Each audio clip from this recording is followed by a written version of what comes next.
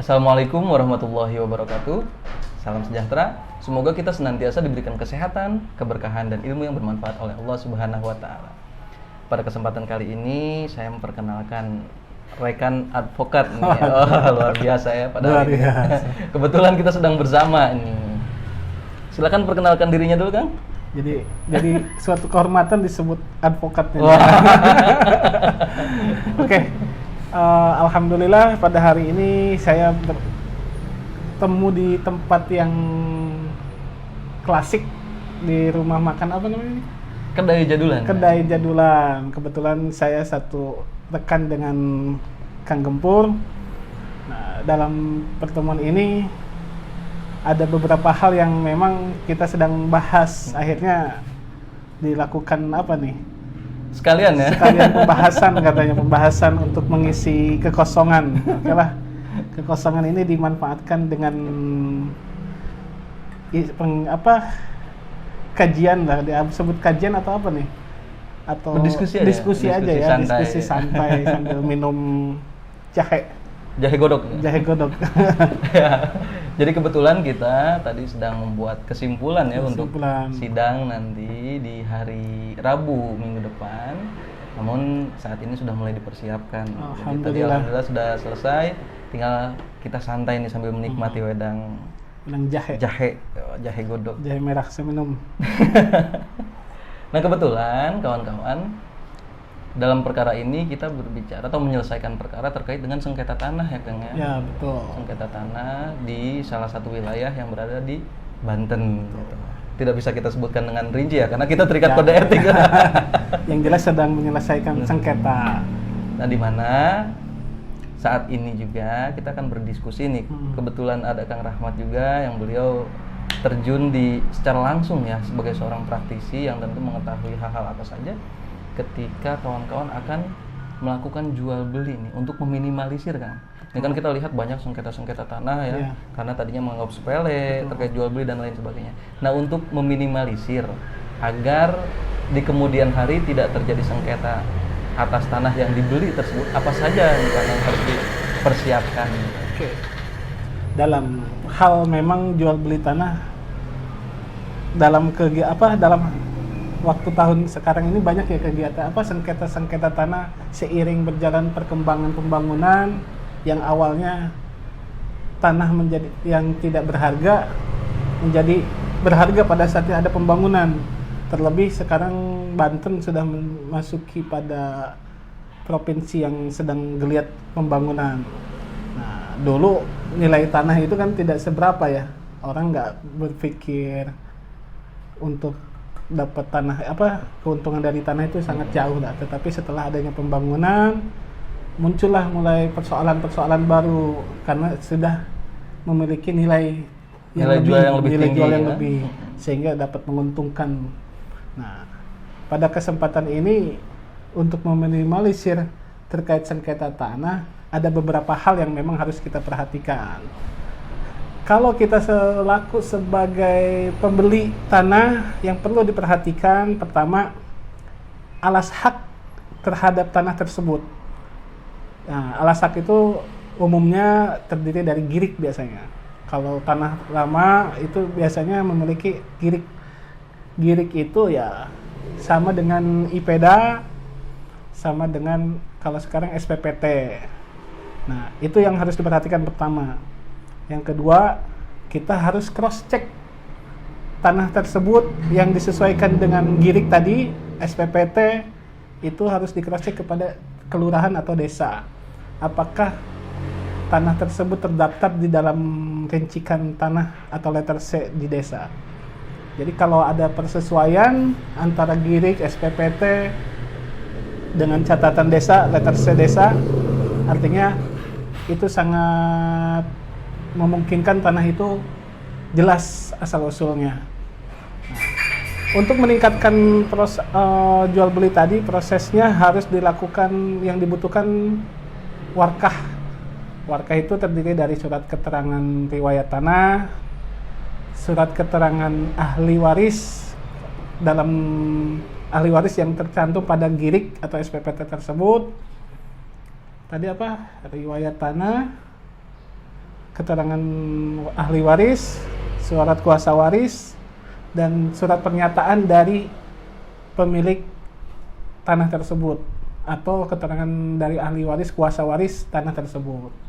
Nah, itu untuk dikonversikan menjadi akta jual beli. Jadi itu salah satu syarat mengkonversi dari jual beli dari SPPT, girik dan sebagainya tadi untuk menjadi akta jual beli yang didaftarkan di PPAT atau PPAT sementara. Biasanya PPAT sementara itu di kecamatan.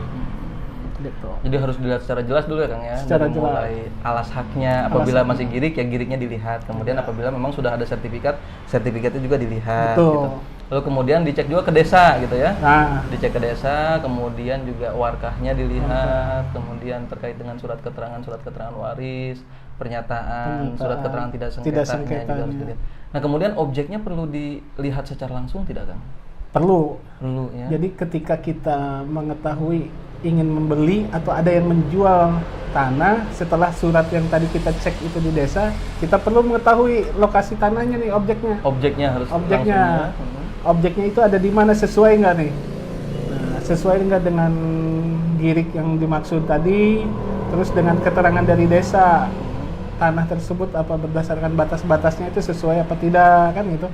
Nah, untuk mengetahui luas ya. Nah, untuk mengetahui luas memang umumnya kita untuk sementara dari proses AJB kebanyakan tidak diikut sertakan pengukuran dari BPN, tetapi hanya manual atau kadang di para pihak aja gitu ya melakukan kisaran kira-kira gitu. Umumnya begitu. Tapi alangkah baiknya kita berkesepakatan dengan para penjual untuk melakukan pengukuran dengan minta petugas ukur dari BPN untuk memastikan jumlah luas tersebut, sehingga kalau kita membeli tanah dengan luas yang diketahui secara jelas, artinya ada kalkulasi yang jelas antara hitungan per meter dijual itu. Nah, dihitungnya per meternya berapa dan menentukan nanti pajaknya tuh. Umumnya ditentukan pajaknya juga dari luas tanah tersebut. Termasuk meminimalisir sengketa di kemudian hari tadi ya, dengan batas-batas di sampingnya atau tanah siapa. Betul. Lalu kemudian setelah ada AJB nih Kang, tadi kan sampai proses AJB yang dikeluarkan oleh PPAT atau PPATS ya. Dalam hal ini ketika bicara PPATS biasanya camat ya. Kemudian PPAT kan kalau masyarakat mengenal notaris. Nah, apakah cukup selesai sampai di situ atau memang untuk meminimalisir sekecil mungkin kemungkinan sengketa yang terjadi kemudian hari, apakah ada langkah lain Kang? Setelah ada AJB itu ada langkah-langkah juga yang harus dilakukan. Dari proses tadi ya AJB, kalau kita udah sebuah proses AJB jual beli, jadi tahapannya tidak selesai di AJB. Tidak selesai di AJB, tetapi untuk sesuai peraturan pemerintah sebagai bukti hak milik harus ditingkatkan membuat sertifikat. Nah, sertifikat ini juga untuk menguatkan bukti kepemilikan. Jadi mengkonversi dari AJB ditingkatkan menjadi sertifikat. Jadi untuk lebih menguatkan kepemilikan, bukti kepemilikan tanah tersebut. Alas haknya tadi. Alas haknya. Nah, kalau sesuai untuk peraturan proses pemerintah. Untuk proses nih Kang, proses dari AJB sampai terbit sertifikat ini kan sama-sama kita berdiskusi dengan masyarakat, betul. Yakin bahwa masyarakat di sekitar kita juga masih banyak yang memang belum memiliki sertifikat. Kan? Untuk proses pembuatan dari AJB ke sertifikat itu bagaimana prosesnya? Untuk proses sebenarnya mudah. Jadi setelah tadi tahapan AJB kita selesai, artinya dari yang tadi kan untuk proses mendapatkan dari jual beli dari SPPT ataupun girik, itu untuk ditingkatkan menjadi AJB kan tadi udah disebutkan bahwa syaratnya warkah itu harus terpenuhi, SPPT girik sesuai dengan buku rincikan di desa, dibuatlah AJB. Nah, salah satu syarat untuk membuat sertifikat ditingkatkan, kita harus memiliki AJB tuh. Nah, AJB kita daftarkan ke BPN dan mengisi form permohonan pengukuran. Jadi sebelum membuat sertifikat kita mengajukan form permohonan pengukuran. Itu di situ kalau untuk mengetahui luas tanah dan dibuatkan peta pengukuran tanahnya tersebut. Nah, setelah pengukuran diketahui, kita melakukan pendaftaran pengakuan hak untuk yang pertama kali namanya itu di dalam BPN. Nanti setelah diketahui kita melengkapi AJB, melengkapi daftar warkah tersebut. Nah, itu kita ajukan semua berkas-berkas yang kita punya dari proses AJB tadi. Nah, kita serahkan ke BPN menunggu 3 bulan dari proses untuk pengumuman. Setelah didaftarkan, menunggu 3 bulan selama proses pengumuman di desa. Nah, untuk program PTSL lebih mudah malah.